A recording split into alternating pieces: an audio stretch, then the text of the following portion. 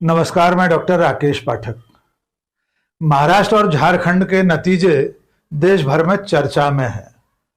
महाराष्ट्र में निश्चित तौर पर भारतीय जनता पार्टी ने कमाल किया है और झारखंड में भी कांग्रेस जेएमएम गठबंधन ने अपनी सत्ता बरकरार रख के एक महत्वपूर्ण कामयाबी हासिल की है। लेकिन इस सब हल्ले के बीच मध्य प्रदेश में 2 विधानसभा सीटों पर हुआ उपचुनाव थोड़ा सा अनदेखा रह गया है, क्योंकि मध्य प्रदेश में भारतीय जनता पार्टी को करारा झटका लगा है। 2 में से 1 सीट भारतीय जनता पार्टी हार गई है और दूसरी सीट पर उसका मार्जिन बहुत कम रह गया है। आइए सिलसिलेवार दोनों सीटों की बात करते हैं। मध्य प्रदेश में भारतीय जनता पार्टी की सरकार है। 2023 के विधानसभा चुनाव में प्रचंड बहुमत से जीतने के बाद भी भारतीय जनता पार्टी में कांग्रेस से छोड़कर दल बदल करके आने वालों का सिलसिला थम नहीं रहा। कुछ महीने पहले कांग्रेस के एक विधायक रामनिवास रावत ने कांग्रेस पार्टी छोड़कर भारतीय जनता पार्टी में दाखिला लिया था। रामनिवास रावत श्योपुर जिले की विजयपुर विधानसभा सीट से विधायक थे। वे 2023 का विधानसभा चुनाव भी जीते थे, जिस चुनाव में कांग्रेस बाकी पूरे प्रदेश में बुरी तरह हारी थी।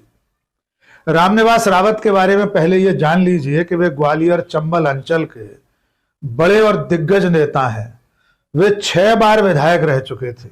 1 बार कांग्रेस की सरकार में मंत्री भी रहे हैं।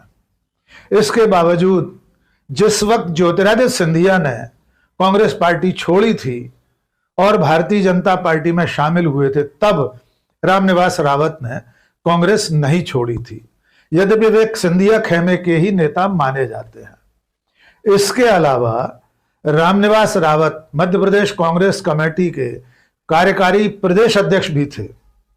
इसके बाद लोकसभा चुनाव की बेला में रामनिवास रावत ने ऐन उस वक्त कांग्रेस पार्टी छोड़ी जब लोकसभा का प्रचार प्रसार चरम पर था। जिस दिन कांग्रेस के नेता राहुल गांधी ग्वालियर चंबल अंचल में कांग्रेस प्रत्याशी के प्रचार के लिए आए थे, ठीक उसी दिन रामनिवास रावत ने आम सभा में भारतीय जनता पार्टी में शामिल होने का ऐलान किया। उन्होंने प्रदेश के मुख्यमंत्री डॉक्टर मोहन यादव, प्रदेश अध्यक्ष विष्णुदत्त शर्मा, पार्टी के नेता डॉक्टर नरोत्तम मिश्रा वगैरह की मौजूदगी में भारतीय जनता पार्टी में दाखिला ले लिया। इसके बाद कायदे से उनको विधानसभा की सदस्यता से इस्तीफा देना था। कई दिन तक रामनिवास रावत इसको लेकर हीला हवाला करते रहे, लेकिन दल बदल करने के कारण उन्हें अपनी विधायकी छोड़नी पड़ी। इसके बाद वे विधायक नहीं रहे, लेकिन जैसा कि उनका भारतीय जनता पार्टी के साथ जो भी वादा हुआ हो, जो डील हुई हो, उसके मुताबिक उसके तारतम्य में रामनिवास रावत को डॉक्टर मोहन यादव की सरकार में, बीजेपी सरकार में जुलाई महीने में कैबिनेट मंत्री की शपथ दिला दी गई। वे मध्य प्रदेश सरकार में वन मंत्री बन गए। बिना विधायक बने मंत्री पद की शपथ लेने के बाद उन्हें अधिकतम 6 महीने के भीतर फिर से विधायक बनना जरूरी था। उसके बाद महाराष्ट्र और झारखंड के विधानसभा चुनाव के साथ साथ तमाम राज्यों में विधानसभा की खाली सीटों पर उपचुनाव का ऐलान हुआ। इसके अलावा मध्य प्रदेश में 1 सीट और खाली हुई थी। वो सीट थी विदिशा जिले की बुधनी विधानसभा सीट। बुधनी से शिवराज सिंह चौहान विधायक बने थे, लेकिन बाद में जब लोकसभा चुनाव आया तो उन्हें लोकसभा का टिकट दे दिया गया। वे जीतकर केंद्र में चले गए और इस वक्त नरेंद्र मोदी की सरकार में मंत्री हैं, केंद्रीय कृषि मंत्री हैं। इसके साथ साथ बुधनी विधानसभा सीट खाली हो गई। तो विजयपुर और बुधनी सीटों पर जब उपचुनाव हुआ तो भारतीय जनता पार्टी ने रामनिवास रावत को विजयपुर से और रमाकांत भार्गव को बुधनी विधानसभा सीट से प्रत्याशी बनाया। रमाकांत भार्गव पहले सांसद रह चुके थे और उन्होंने सांसद की सीट खाली की थी तब शिवराज सिंह चौहान को पिछले लोकसभा में टिकट मिला था। इस तरह से अदला बदली के तौर पर रमाकांत भार्गव बुधनी विधानसभा में विधानसभा चुनाव लड़ने आए, जहां से शिवराज सिंह विधायक हुआ करते थे, और शिवराज सिंह उनकी विदिशा संसदीय सीट से सांसद बनकर दिल्ली चले गए। इस उपचुनाव में दोनों सीटों पर भारतीय जनता पार्टी को करारा झटका लगा है। विजयपुर सीट पर कांग्रेस ने रामनिवास रावत के सामने मुकेश मल्होत्रा नाम के एक युवा को प्रत्याशी बनाया। अब थोड़ा सा मुकेश मल्होत्रा के बारे में जान लेते हैं। मुकेश मल्होत्रा भी शुरू में शहरिया आदिवासियों के नेता थे। एक जन अभियान परिषद के रूप में वे सक्रिय सामाजिक कार्यकर्ता के रूप में उभरे थे। उसके बाद भारतीय जनता पार्टी में चले गए थे। 2018 में उन्होंने टिकट मांगा था, टिकट नहीं मिला। तब वे निर्दलीय चुनाव लड़े और 25,000 वोट मिले। 2023 के विधानसभा चुनाव में भी उन्होंने एक बार फिर निर्दलीय रूप में इसी विजयपुर विधानसभा सीट से चुनाव लड़ा और 44,000 वोट पाए। मुकेश मल्होत्रा के निर्दलीय लड़ने का ही कारण था कि विजयपुर विधानसभा सीट से कांग्रेस के टिकट पर चुनाव लड़े रामनिवास रावत चुनाव जीत गए। तब बीजेपी के प्रत्याशी बाबूलाल मेवरा चुनाव हार गए थे। लेकिन ऐसी उलटवासी हुई कि लोकसभा चुनाव के समय रामनिवास रावत ने विधायक रहते हुए कांग्रेस पार्टी छोड़ी और भारतीय जनता पार्टी में चले गए। इस बीच में जब लोकसभा चुनाव हुआ तो कांग्रेस के प्रत्याशी सत्यपाल सिंह सिकरवार नीटू लोकसभा के प्रत्याशी बने कांग्रेस की टिकट पर। लेकिन रामनिवास रावत का कांग्रेस पार्टी छोड़ना नीटू के लिए भी घातक साबित हुआ और नीटू मुरैना श्योपुर संसदीय सीट से चुनाव हार गए। इसके बाद सत्यपाल सिंह सिकरवार नीटू और कांग्रेस का तमाम नेताओं ने मुकेश मल्होत्रा को कांग्रेस में शामिल करने का प्रस्ताव दिया और उन्हें यह आश्वासन दिया कि जब उपचुनाव होगा तो उन्हें टिकट दिया जाएगा। इस दफा मुकेश मल्होत्रा कांग्रेस पार्टी के प्रत्याशी बने और जो कांग्रेस के टिकट पर 2023 में जीते थे वे रामनिवास रावत बीजेपी के प्रत्याशी थे। पूरा चुनाव बीजेपी के लिए कितना महत्वपूर्ण था इसका अंदाजा इस बात से लगा सकते हैं कि मध्य प्रदेश के मुख्यमंत्री डॉक्टर मोहन यादव 10 बार विजयपुर विधानसभा सीट पर प्रचार करने के लिए गए। इसके अलावा शिवराज सिंह चौहान ने वहां आम सभाएं की। प्रदेश अध्यक्ष विष्णुदत्त शर्मा ने भी लगातार वहां जन अभियान चलाया, जनसंपर्क किया। और तो और मध्य प्रदेश विधानसभा के अध्यक्ष और मुरैना से लोकसभा सांसद रहे, केंद्रीय कृषि मंत्री रह चुके नरेंद्र सिंह तोमर ने 15 दिन तक इसी क्षेत्र में डेरा डालकर रखा।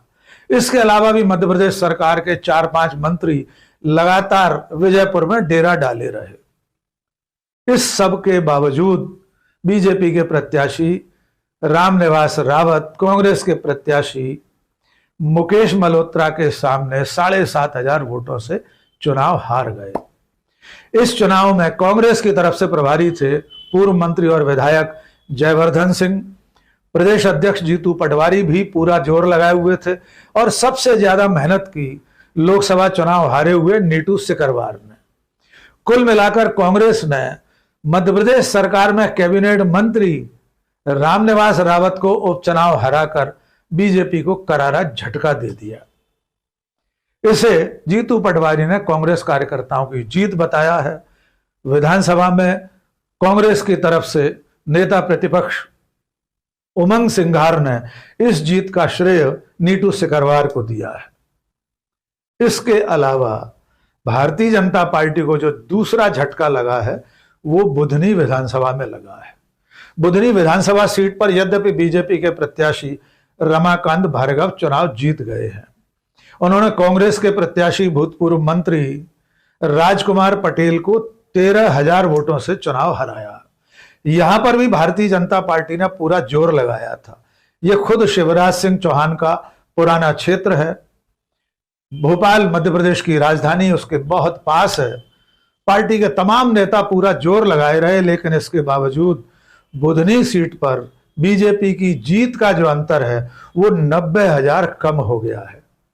2023 के विधानसभा चुनाव में शिवराज सिंह चौहान इस सीट से 1,04,000 वोटों के मार्जिन से चुनाव जीते थे और अब 90,000 वोट कम मिले हैं। जितने वोटों से शिवराज सिंह जीते थे, इस बार बीजेपी के प्रत्याशी रमाकांत भार्गव को कुल उतने वोट मिले हैं।